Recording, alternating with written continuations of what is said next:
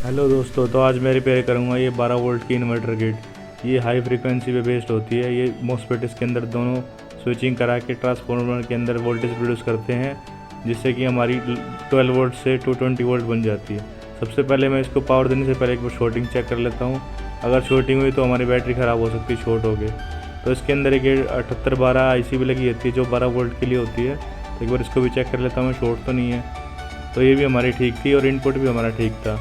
उसके बाद मैं इसके मेन मॉसफेट को चेक कर लेता हूँ अगर कोई शॉर्ट है तो फिर इसके अंदर हम पावर इनपुट नहीं देंगे। तो सबसे पहले बार मॉसफेट चेक कर लेता हूँ। ये हमारा मॉसफेट शॉर्ट दिखा रहा है, दूसरी तरफ से ओके है, लेकिन इस तरफ शॉर्ट दिखा रहा है। तो एक बार मैं दूसरे को भी चेक कर लेता हूँ। तो ब्लैक प्रोब को मैं बीच वाले पॉइंट पे रख के दोनों तरफ शॉर्टिंग चेक करूँगा। तो ये मेरा मॉसफेट बिल्कुल शॉर्ट हो रखा है दोनों तरफ से।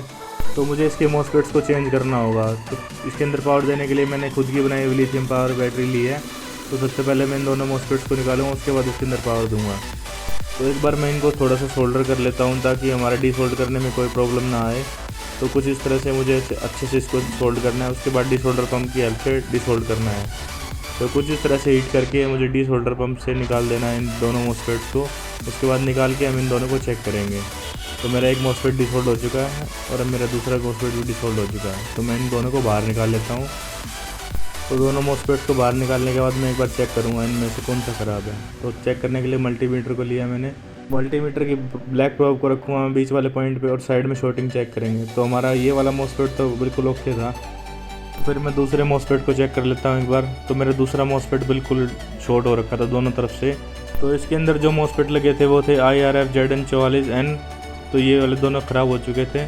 तो एक बार मैं अब इसको निकाल के शॉर्टिंग चेक कर लेता हूँ, क्या पता कुछ और कंपोनेंट शॉर्ट हो। तो एक बार उन्हीं पॉइंट्स पे शॉर्टिंग चेक कर लेते हैं। तो ये हमारा इस तरफ से कोई शॉर्टिंग नहीं थी और दूसरी तरफ भी हमारी कोई शॉर्टिं नहीं थी। तो दोनों मॉसफेट की जगह पे हमारी शॉर्टिंग ख़त्म हो चुकी थी। इसका मतलब हमारे मॉसफेट ही ख़राब थे। तो अब मैं इसके अंदर नए मॉसफेट डालूँगा।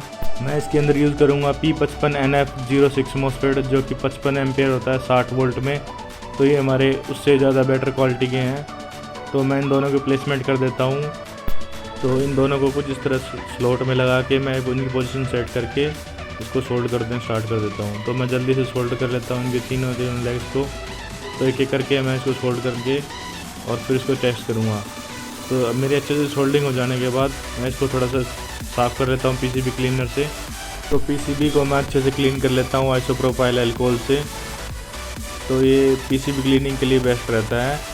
अब मैं एक बार इसके अंदर हीट सिंक का टाइट कर लेता हूँ दोनों मॉसफेट के अंदर।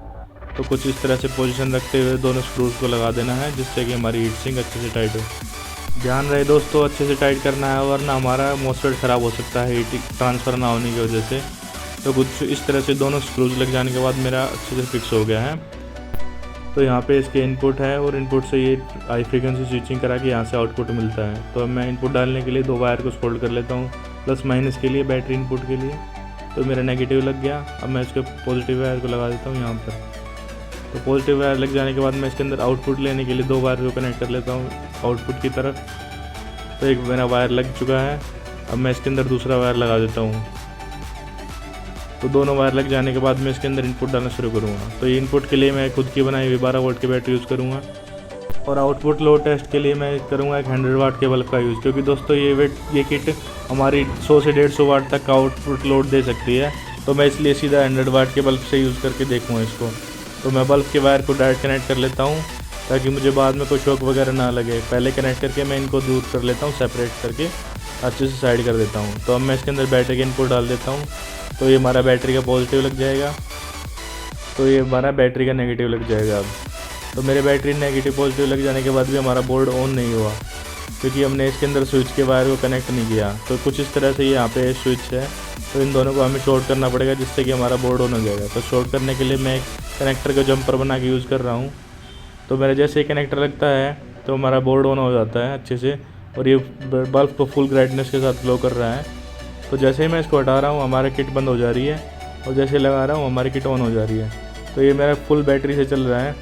तो हमारी इन्वर्टर किट ओके हो चुकी है। जैसे ही मैं बैटरी का तार हटाता हूँ देखो बल्ब बंद हो चुका है, और जैसे ही लगाता हूँ बल्ब ऑन हो जाता है। तो दोस्तों, इस तरह की वीडियोस देखने के लिए मेरे चैनल को सब्सक्राइब करो, लाइक करो, शेयर करो, कमेंट करके बताओ वीडियो कैसी लगी, और अपने वैल्यूएबल कमेंट्स ज़रूर बताना ताकि मैं मोटिवेट हो सकूँ और वीडियो डाल सकूँ।